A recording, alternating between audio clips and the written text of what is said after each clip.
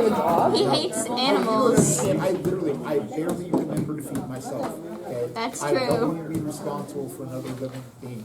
Okay? That's why I don't have kids that I'm aware of. Okay. All right. Sometimes you get random Father's Day cards. Okay. There was that weekend in Vegas. Anyway. All right. So let's talk about what your graph should look like. We're going to burn through this. So the first graph is going to look something like this. The second graph is going to look something like this. And the third graph is going to look like the roller coaster itself. Okay? First thing. On the horizontal position versus time graph, okay, you should have a tangent line that goes like that. You should have a tangent line that goes like that. You should have two horizontal tangent lines. So that's what that graph should look like. You're going to find the slope of those tangent lines. And you are going to show me on the bottom of this page, right here, how you found that slope. Okay? Make sure that it has your units. And do not leave that slope as a fraction. Flip out. Okay?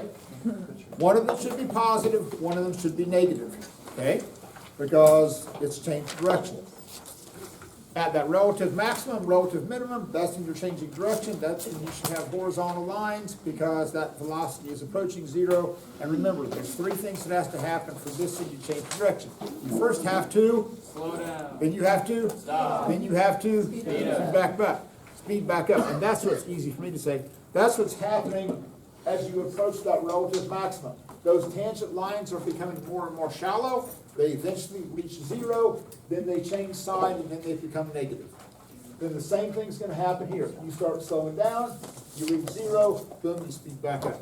So on a position time graph, when the slope changes, okay, not necessarily when the values change, but when the slope changes sign, that's when you're going to change direction. Because just because the slope changes on a position time graph doesn't mean that you change direction.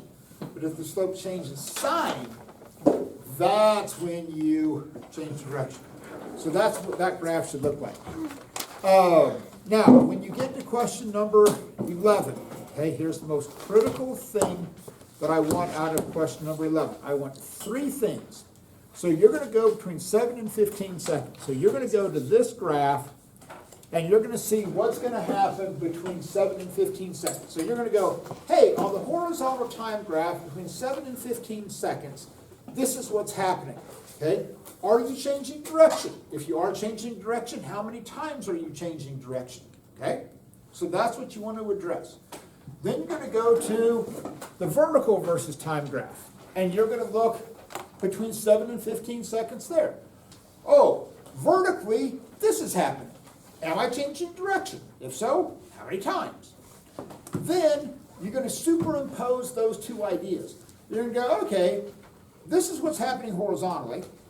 This is what's happening vertically. Where am I physically on the roller coaster that's going to allow that to happen? Am I just starting up the loop? Am I on the bottom half of the loop? Am I completely inside the loop? Okay? That's what I'm looking for. Now, when you get to 17 and 24, you're going to do the same thing.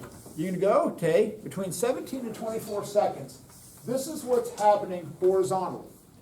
Am I changing direction, or am I just going in one direction? Between 17 and 24 seconds, what's happening here? Now, ironically, since tomorrow is my birthday, what you should realize is that you are going over the hill. Okay, which is a sad statement. It always makes me laugh. Like, oh, it's over the hill. Yeah, I know that feeling. So let me give you a hint. That's what's happening between 17 and 24 seconds. Okay, you're going up and over that last hill. So keep that in mind. Okay, anything you want me to go over on the roller coaster at all? Going once, going twice. So get that handy in. Stop you on the camera. Now, I emphasize the word informal, okay? This is an informal quiz, okay? It is not for grade. You're not going to hand this in, okay? So what I have here is a cart that has a fan on it. So we call it a fan cart, okay? Catchy, I know. So what I want to do is I want to put it down, and I want to let go, and oddly enough, it doesn't begin to accelerate. Yes. Yes.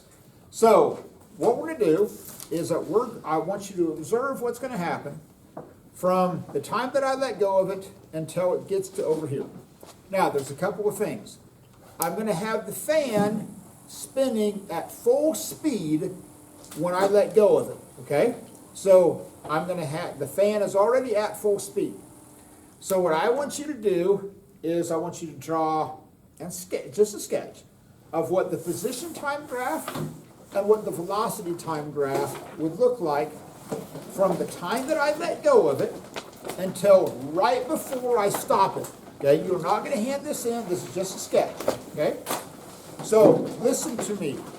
Do not include me stopping it, okay?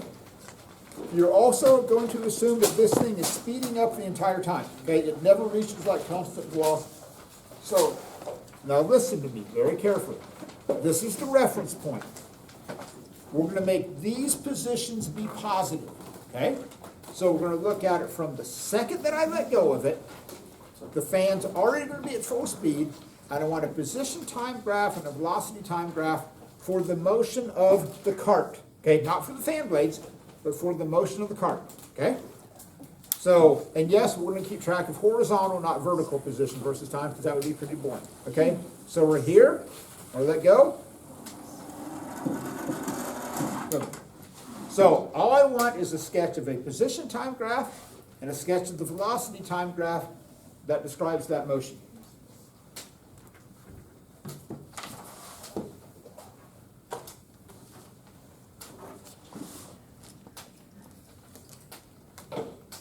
And then tell me, somebody tell me what you have. Can you show the reference point again? Sorry, the box is like. Oh, seriously? You guys can't see through the box?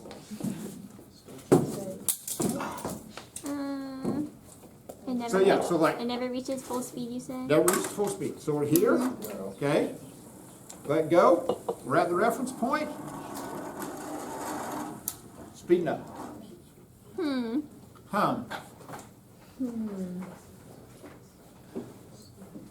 So if you think you have it, kind of tell me what's on your paper. What do you got? A curved line. For which one? For For both. both. So let's talk about the position time graph. Wait, Are we going with the camera? yes. Okay. At least for position time, I believe it is a curved line like that. So Yes. that's what you have. Yes. Okay? Does anybody have anything else on the position time graph? Maggie, what do you have? I just had a straight line. You had horizontal, sloping. No, sloping. You had something like that. Yeah. Okay? Vastly different meanings. Okay? Anybody have anything else? So shall we complete the trifecta of the Mick Jagger lip curve? Oh my God, I've got huge lips. Okay? So let's start with the upper lip of the curve. If you drew this, what are you saying the object is doing? Slowing down. Why? Because less it's going speed. towards zero. It's Velocity. You're approaching 0 meters per second. The slope of a position time graph gives you Velocity. velocity. So if those tangent lines are becoming more shallow, you are Slowing down. slowing down. Okay, so it's not the upper lip. Now, Maggie, if your line is right, okay, if your line is right, what is the cart doing? Constant velocity. Which would mean it's not accelerating. Is that what happened? Same velocity. Well, is that full speed the whole time? I don't know. No, not the fan blade. I'm talking about the cart itself. Oh, no. So if your graph was right, what would happen is that the cart would go like this, and it would maintain the same speed the entire time. Is that what happened? Started at I don't know. Let me give you a hint, that's not what happened. Okay? Because what happened is, it started at rest, okay? And then it went faster and faster and faster. So that's why that bottom curve is right, okay? So, because what's happening is that you're starting off slow, The lines are becoming faster and it's going faster and faster and faster, so the slope is becoming steeper and steeper and steeper. Okay? So that's what the position time graph is going to look like. Cool with that? Yes. Now, here's 0 meters per second. What do you have for the velocity time graph? The same thing, but like smaller. Upper lip. You have upper lip? Why? That's what I. Hold on. Because it's the same. Ours is not the question why. Ours is but Is that Greek? to draw on dots. So I got upper lip. Okay. Somebody have lower lip? Yes. You have the lower Me lip. personally, but I know it's wrong For now. what we saw, it's an upper lip, lower lip, right? Why is he doing that? Okay. Okay. We got lower lip. Anybody have middle lip? One middle lip. So how many of you are on the upper lip train? Okay.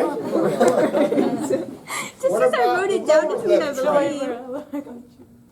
Okay. What about the middle lip train? One person's on the middle lip train. Okay. Now, here's the deal.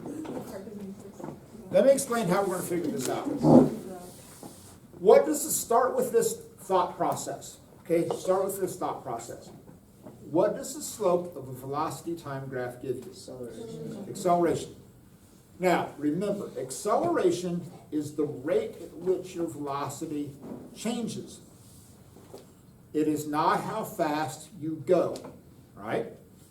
It's the rate at which your velocity changes. Now, Wait.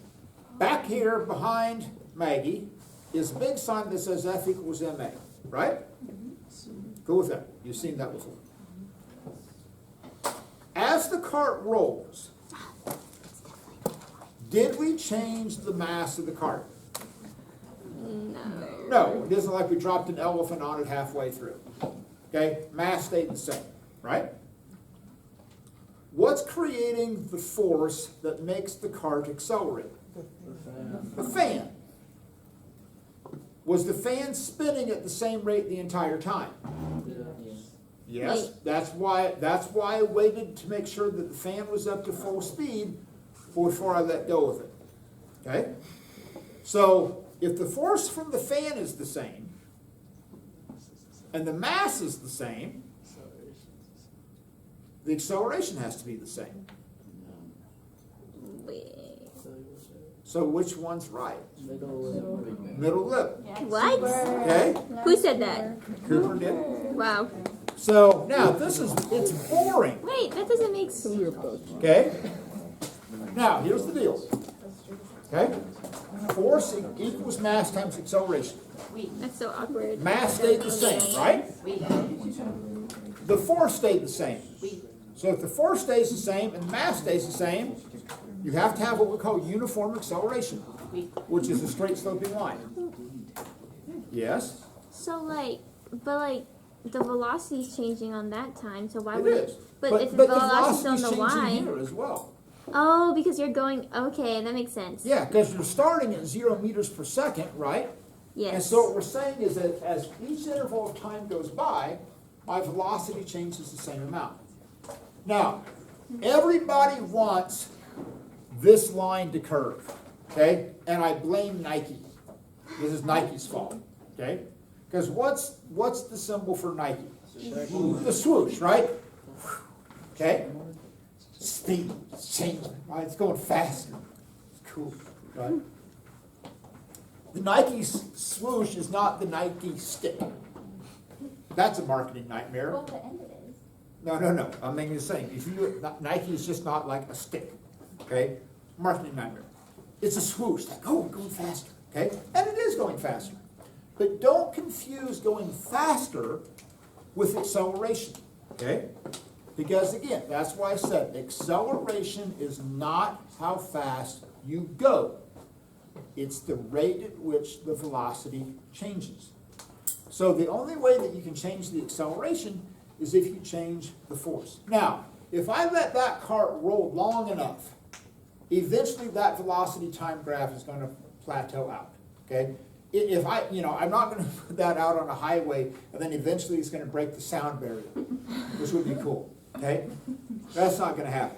At some point, it will reach a maximum velocity. At some point, that velocity time graph will plateau out, okay? But over a relatively short distance, that acceleration is staying the same. Now, if I were to find this area, okay? If I were to find that area, that velocity time graph, that little triangle, what would that physically represent? Total displacement. Which would be how far the cart traveled. Yes. So if I measured how far the cart went, that would be the area underneath that graph. Okay? Makes sense. Now, here's the second part of the quiz. Oh, there's more? Oh, there's more. So we're going to do this again. Okay? I'm going to flip this around. Okay? Gotcha. Now, I want you to observe what's going to happen from the time that I let go of it, so I'm not including my push, until it gets back to my hand. Okay? So again, I'm gonna have the fan at full speed. Okay? Oh, come on. Sometimes, okay. Oh. Okay. So I'm gonna go like this.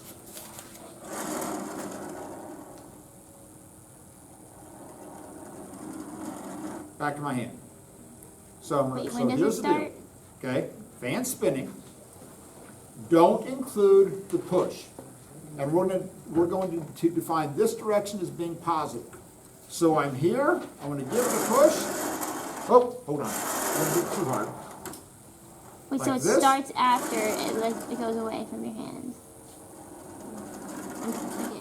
So from the second that it leaves my hand until the split second before it gets back to my hand. So do not start your velocity time graph at 0, okay? The cart is already moving when you start this analysis. So it's from the second that I let go of it until it gets back to that point, okay? So again, I want position time graphs and velocity time graphs. Reference point is where I let go of it.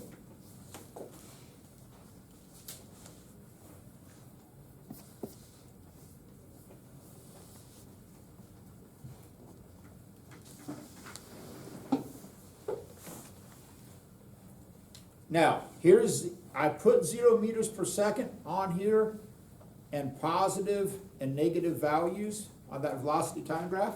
You don't have to use them, but they're there if you want them.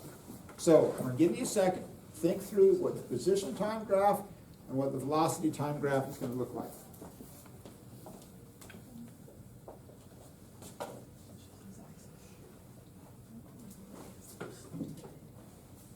You said before it gets back to your hand?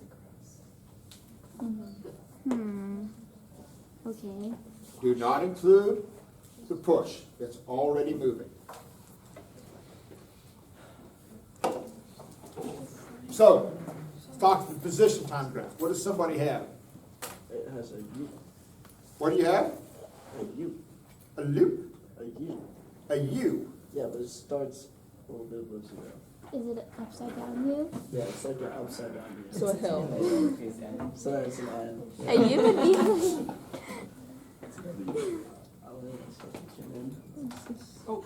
Oh, Like that? no, because it starts above 0 a little bit, the position.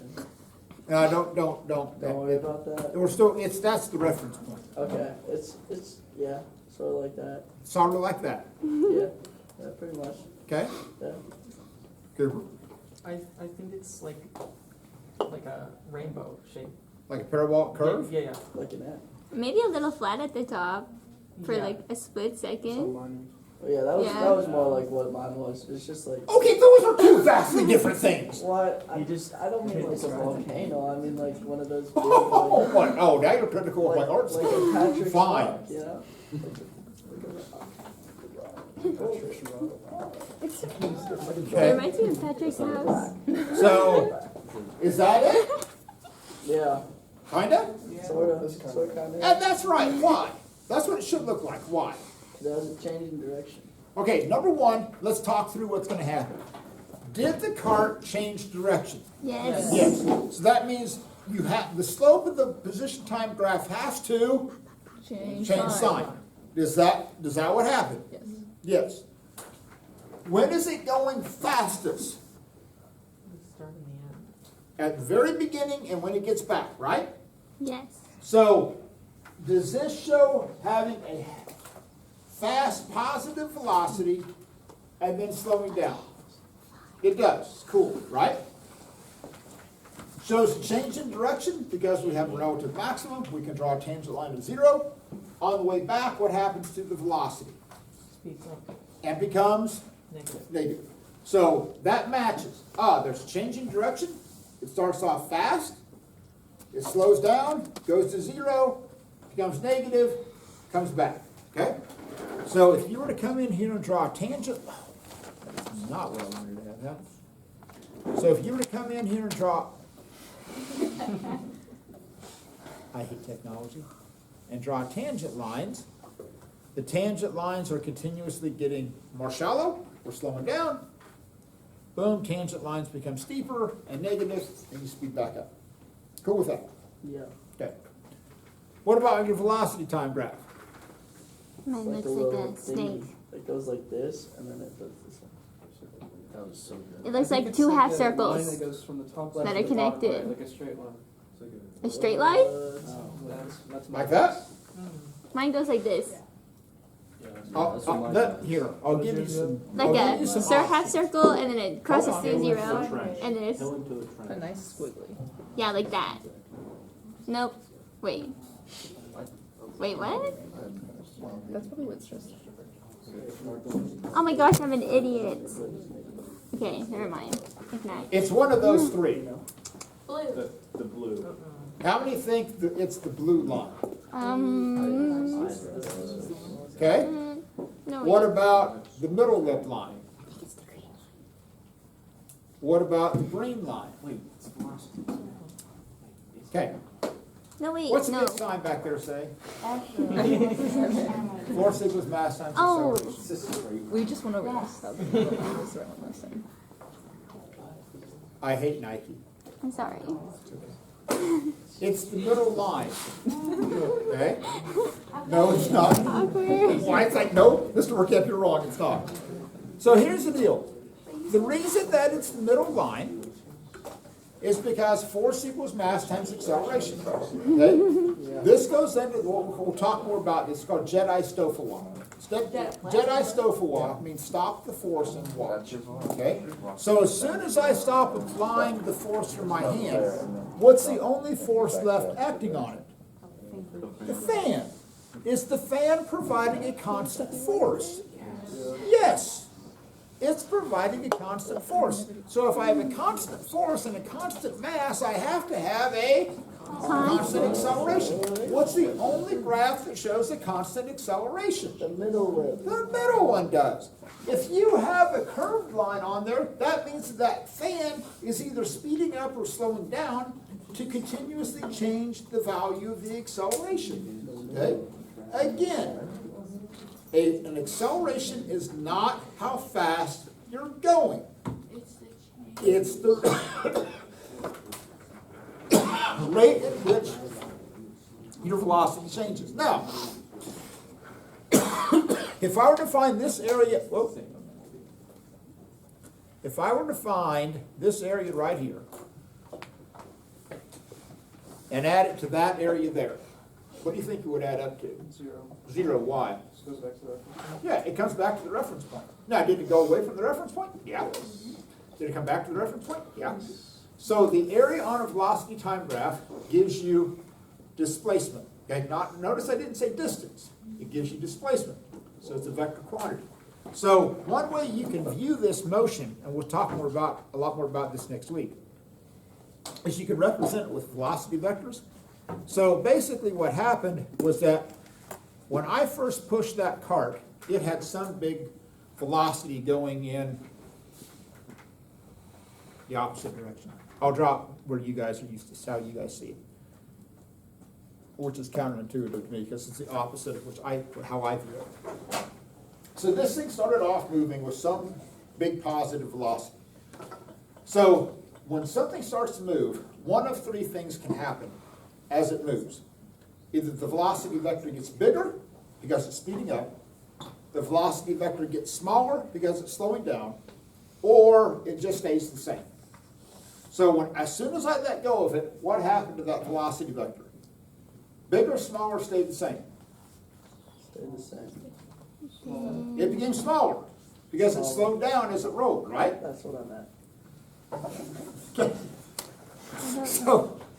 So that velocity vector became a little bit smaller, and then it became even smaller. So when your velocity vectors are changing, that means that you're accelerating. Now, Oh, because it's fun. when you're accelerating, This is it's fun. if your velocity and acceleration have the same sign, what are you doing? Speeding up or slowing down? Speeding up. Speeding up. If you're slowing down, velocity vectors and acceleration vectors have the. Opposite side. So if my velocity vectors are pointing in this direction and becoming smaller, which direction do you think my acceleration vectors are going to point? In the opposite direction. Because that's going to make, so now I'm going to have some negative acceleration. I have a negative acceleration because when you look at your velocity time graph, Maggie, what's the slope of this?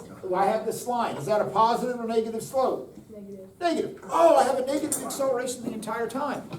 So that negative acceleration here is making me slow down. Okay? Now, when it changes direction, what has to happen to the sign of your velocity? It changes. So I went from positive velocity to having negative velocity. Oh, now I want to have some negative V1. When it starts to go back, what happens to those velocity vectors? It's bigger. It gets bigger. Oh, because it's speeding up again. Oh. So now I want to have some negative V2, negative V3. Go with this. Now, which direction do my acceleration vectors point? Same direction, opposite direction? Same. Opposite. Same. That's what's making it speed up. So if your acceleration vectors point in the same direction as your velocity vectors, you speed up. If your acceleration vectors point in the opposite direction, you slow down. Guess what? When I write acceleration problems, I have a two-trick pony. I either make that object speed up, and velocity and acceleration have the same sign, or I make it slow down and they have opposite signs. That's it. Those are the only two things I can do. Well, physics is hard. No, it's not. I write acceleration questions. That's what I have to decide. Do I want the apple to speed up? Do I want the apple to slow down? That's it. And if it speeds up, they have opposite signs. If they slow down, if they speed up, they have the same sign. If they slow down, they have opposite signs. So one of the things that we'll get into is that everybody wants to associate negative acceleration with slowing down. And negative acceleration can make you slow down. But guess what? You can also speed up with negative acceleration as long as you have negative velocity. So get out of your minds right now two things. One, negative acceleration means you slow down. You can slow down with negative acceleration, but you can also speed up with negative acceleration, okay? The other thing I want you to get out of your minds is that positive velocity means that you're going forward, negative velocity means you're going backwards. It can happen that way, but that's not one of the golden rules, okay? Whichever direction I define positive and negative is arbitrary, okay? So positive velocity does not necessarily mean that you're going forward. You could have negative velocity being going forward, okay? So just keep that in mind. All right. Now, let's talk about this concept, that distance equals velocity times time. This is a wonderful equation, okay? And there's going to be some problems like this on your homework tonight. But listen to me, listen to me, listen to me. This is the ultimate one-trick pony, okay? It's a good trick. But you can only use this equation when you have constant velocity, okay? That's it. So if I take this ball and I throw it up in the air, okay, and slow it down and speed it back up, I can't use distance equals velocity times time. I couldn't use that with that cart that I just did because it was always speeding up and slowing down. But if you do have constant velocity, you can use this. Now, we're going to work one simple problem, but I'm going to show you 3 different ways to work it, okay? So let's say that Dime is driving at 20 meters per second, okay? So Dime's in his carrot car, boom, he's cruising at 20 meters per second. Cool, okay? And he's going to travel for 100 meters. And I want to know how long that's going to take, okay? So I'm going to show you 3 ways that you can work this problem. How you choose to work it makes me no difference. You have to pick the one that fits best within your mindset. So one option is you go, oh, Mr. Burkamp, I like formulas. Good for you, okay? Formulas are important. So you have distance equals velocity times time. So the 100 meters represents the distance. You have the, you're going to try and find time. So, Riley, how do I get time by itself? Divide by, like, velocity.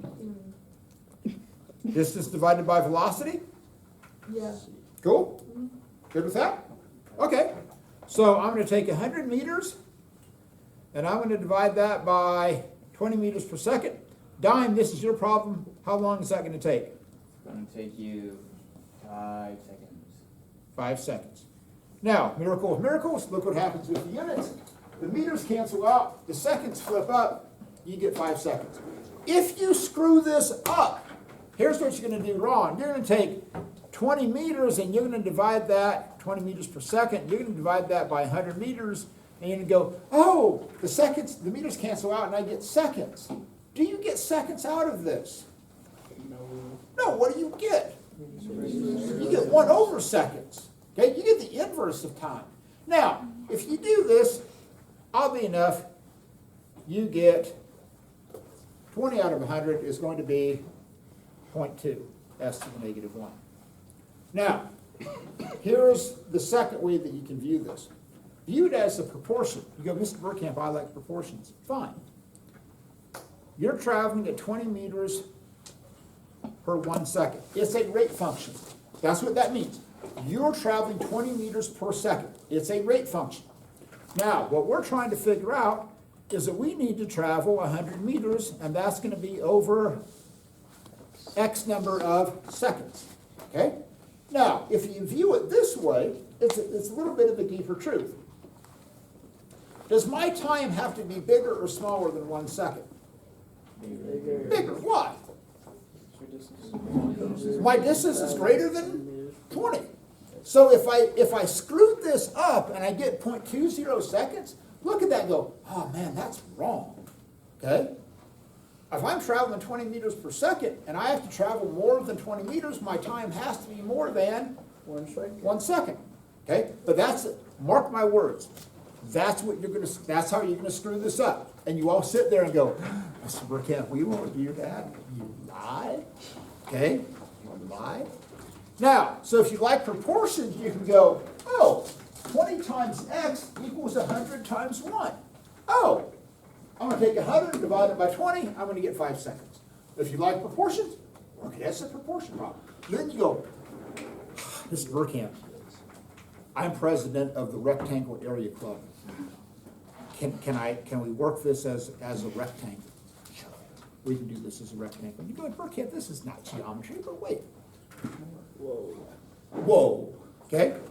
How would I represent Dime's motion traveling at 20 meters per second at a constant speed on a velocity time graph? As a You like line. those international sign for a horizontal line with no acceleration? 20 meters per second. True? Yeah. Yeah. That's what that would look like. True? Okay? Now, what does the area underneath this line give me? 100 Total displacement. How far did Dime go? meters. 100. 100 meters. Now, How do you find the area of a rectangle? Base times height. Base times height. This is a geometry problem. It's a rectangle. You're going, no, it's not. Sure it is. Do you know the area of the rectangle? C. 100 meters. Do you know the height of the rectangle? Yes. 20. 20 meters per second. What's the base of the rectangle? B. That's what you don't know. It's a rectangle problem. It's an area problem, where the area represents the displacement. So, depending upon your preference, you can work this as an equation problem, distance equals velocity times time. You can work it as a ratio problem. It says 20 meters per second equals 100 meters over x. You like rectangles? It's a rectangle problem. You know the area, find the base and the height. Okay? I don't care which one. Pick whichever one makes the most sense to you. Okay? Got it? Good? Grant? Okay, stop that. Okay. So, if you don't know the answer to number one, look on the lecture notes that I gave you. The definitions of scalar and vector quantities are right there. If you don't believe that, Google it. So, when you get to question number 5, so you're driving down the street, 70 kilometers per hour, sends a text message, 1.75 seconds. How are you? How many meters will she travel? Now, here's the first thing. You have 70.0 kilometers per hour.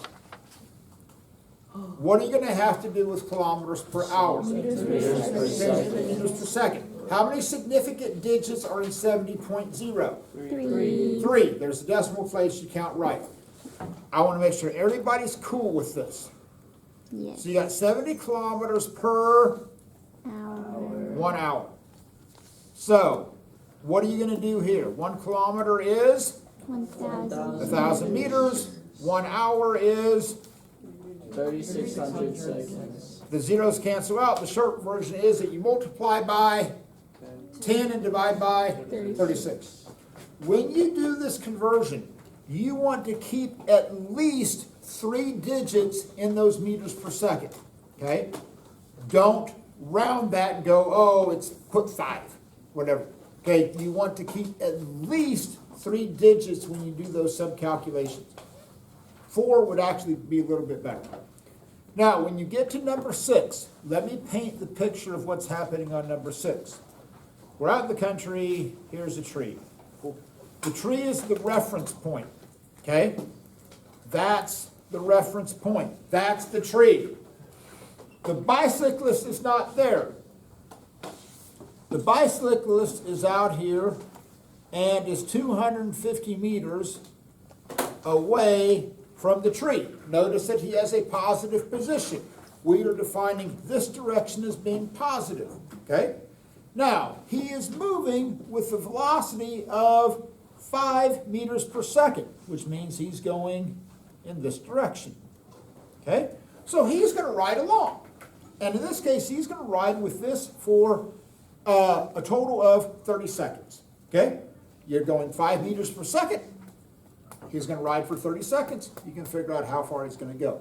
But listen to me. He is not starting at the reference point. He is 250 meters away from the reference point.